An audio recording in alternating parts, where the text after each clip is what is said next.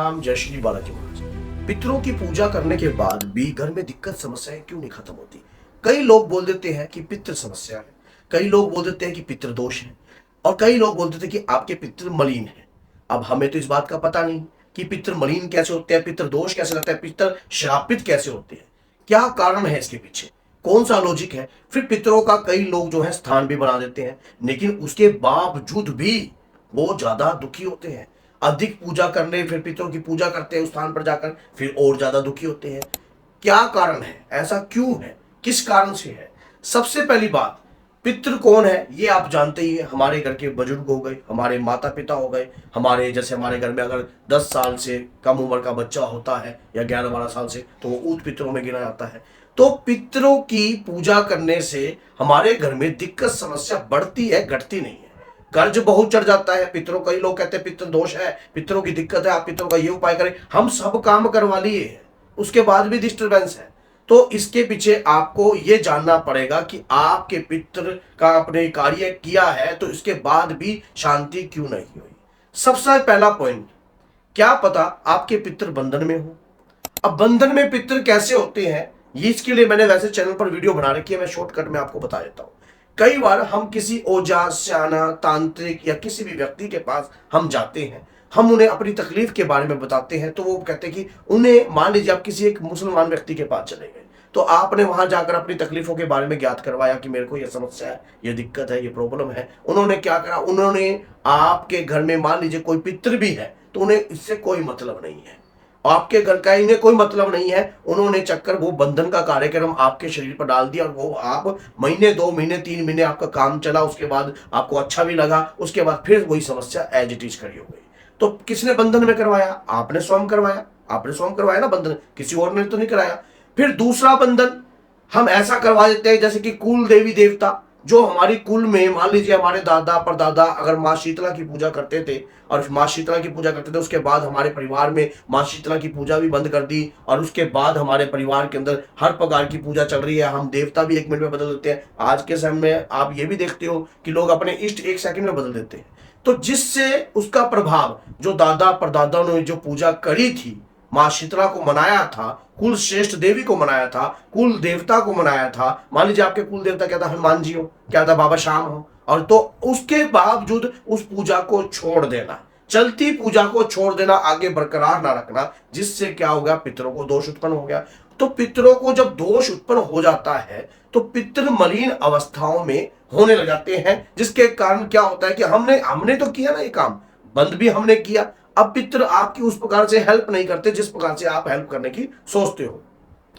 फिर तीसरा सबसे बड़ा कारण क्या होता है दुखी होने का, कि हम पितरों को पूजते हैं। मान लीजिए आपके किसी ओझा सियाने के पास आप चले गए, वहां पर शरीर पर, किसी के शरीर पर कोई चीज आई, कोई पेशी में आया और बोला मैं आपके घर का फलाना हूं, मैं ढिंकड़ा हूं, मैं ये हूं। तो आपने सोचा भाई मेरे घर का व्यक्ति का नाम ले रहा है, और क्या पता कितने सालों से आपके घर में वो प्रेत आत्मा रह रही हो, और वो आपका पितृ बनकर स्थान मांग लेता है। आप किसी जगह पर जाकर उसका स्थान बना देते हो, खेतों में और जगहों पे, और फिर उस स्थान पर आप दीपक लगाते हो, बहुत सारा कार्य करते हो, जिसके कारण वहां पर वो आपका पितृ तो होता नहीं, लेकिन वहां पर प्रेत जरूर हो बैठ जाता है। जब किसी प्रेत की पूजा आप किसी स्थान पर, जब पितृ का स्थान बनाकर प्रेत को पूजोगे, तो उसका सबसे बड़ा कारण यह भी होता है कि आपके घर में दुख और दरिद्रता का पहाड़ जो है ऑटोमेटिक बढ़ता ही चला जाता है। ऐसी अवस्था के अंदर व्यक्ति को क्या करना चाहिए जब व्यक्ति के साथ ऐसा कार्य होना चाहिए? मैंने बहुत 3 बड़े मेजर पॉइंट आपको बताए हैं। समझने वाला व्यक्ति इन 3 पॉइंटों से बड़ा गहराई में जाकर समझ सकता है। उसके बाद आप पितरों का तर्पण करते हो, कोई भी कार्य करते हो, पितरों तक तो वो बात जाती नहीं है।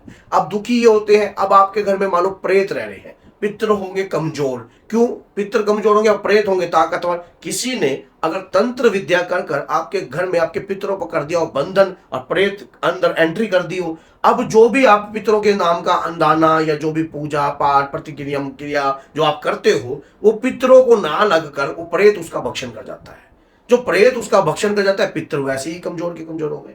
तो पितृ जब कमजोर हो गए, पितरों को जब कुछ मिला ही नहीं, तो स्वप्न के माध्यम से वो आपको नंगे रूप में दिखाई देते हैं, जंजाल रूप में दिखाई देते हैं, झाड़ियों में बंधे हुए दिखाई देते हैं, रोते हुए दिखाई देते हैं, घर का कोई मुर्दा आपको रोते हुए दिखाई दे रहा है, तो जिससे फिर आपको आप दुखी हो रहे हो अमावस्या के टाइम पर। अभी कल परसों मैं लाइव में था तो एक व्यक्ति ने क्वेश्चन किया कि गुरुजी मैं हर अमावस्या पर मेरे घर में लड़ाई होती है, हर अमावस्या पर मैं दुखी हो जाता हूं, मेरा सिर फटने लग जाता है, दिमाग काम नहीं करता। क्या पता कोई पितृ आपके शरीर पे आ रहा हो और उसको कुछ मिल ही नहीं पा रहा, ना जल ना पानी ना कुछ। आप देते तो सब कुछ हो, आप देते हो, लेकिन आपको कहते हैं कि कोई ज्ञान अधूरा हो ना तो वो तंग करता है।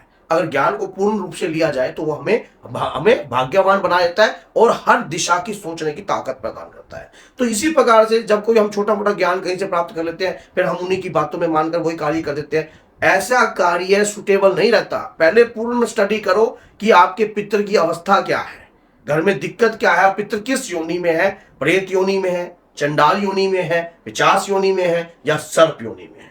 तो अगर आप उनकी योनियों से उन्हें मुक्त करवाकर कार्य करोगे तो आप कभी भी दुख नहीं होगे। अब किसी ने कह दिया पितृ दोष है, पितृ दोष तो सभी बता देते हैं, लेकिन निवारण कैसे होगा? निवारण के लिए मैंने कल परसों एक वीडियो बनाई थी, आप उस वीडियो को जरूर देखना, उसमें मैंने बहुत स्ट्रॉन्ग उपाय बताया है। वो कार्य आप करते हो तो पितृ आपके जागृत होने लगेंगे। अब उसके बावजूद एक काम और कर लीजिए, आज से ही आप एक मंत्र का जाप करना प्रारंभ कर दीजिए। जल का पात्र भर के घर के अंदर रखिए, मंत्र का जाप कीजिए। मंत्र क्या? ओम नमो भगवते वासुदेवाय नमः। एक दीपक का दान देना है आपने पीपल के नीचे, चौमुखा का दीपक का दान दीजिए पर डे प्रतिदिन। आप 41 दिन तक 21 दिन तक इसका कार्य कंटिन्यू कीजिए। ओम नमो भगवते वासुदेवाय नमः, ओम नमो भगवते वासुदेवाय नमः। कहते हैं कि कलयुग केवल नाम आधारा सुमर समर उतरे पारा। कलयुग में नाम का प्रताप की महिमा बड़ी भयंकर है। अगर आप ये कहोगे कि इसका फल मेरे जो पितृ बंधनग्रस्त हैं या किसी कारणवश बंधन में किए गए हैं या कुछ भी कार्य के दौरान पितृ मलिन अवस्था में है, तो ये पाठ का फल उन पितरों को प्रदान हो। तो उन पितरों को जब प्रदान होगा उनको रोशनी आएगी। और जब भी कभी भी आप अमावस्या निकालते हो या कोई भी कार्य करते हो तो संकल्प के बगैर कार्य ना करो। संकल्प छुड़वाने वाला व्यक्ति भी सॉलिड होना चाहिए। और कई लोगों का मुंह में गुटखा होता है और वो संकल्प छुड़वा रहे हैं, तो भैया ऐसे नहीं। पहले क्या होता है, भक्ति पूजा पाठ। आप स्वयं ये देखो कि संकल्प पहले खुद पूजा भी करना सीखो, तब किसी व्यक्ति को आप समझ पाओगे। और संकल्प ऐसे नहीं चलता है। संकल्प आज तिथि क्या है, दिन क्या है, संवत क्या है, आपका गोत्र क्या है, किस क्षेत्र के आप निवासी हो, समझ गए। उसके दौरान आप किस व्यक्ति के नाम का आप संकल्प करवा रहे हो, ये पूजा का फल जो है उस व्यक्ति को प्रदान होना चाहिए। उसके नाम का हमने अंदाना निकाला है, तब जाकर आपके पितरों को मिलेगा। नहीं तो कोई प्रेत बीच में आकर भक्षण कर जाएगा, और नहीं तो प्रेत भक्षण कर जाएगा, पितर वैसे का वैसे, फिर आप वैसे के वैसे दुखी रहते हो। उसी प्रकार समस्या कहते हैं। अगर कहीं पर स्थान भी बनाया है तो उसके बावजूद भी अगर ज्यादा दुखी हो रहे हो तो उसके पीछे भी ये लॉजिक हो सकता है जो मैंने अभी आपको वीडियो में बताया है। तो अगर आप हनुमान जी के भक्त हो और लगातार बाबा की पूजा करते हो और इस वीडियो को आप देख रहे हो एंड तक, तो आपका कर्तव्य बनता है 10 लोगों तक इस वीडियो को शेयर करना। शेयर कीजिए, लाइक कीजिए, चैनल को सब्सक्राइब कीजिए, जिससे आपको ऐसी ज्ञानवर्धक वीडियो शीघ्रता से आपको प्राप्त हो सके। तो बोले जय सीताराम, जय माता।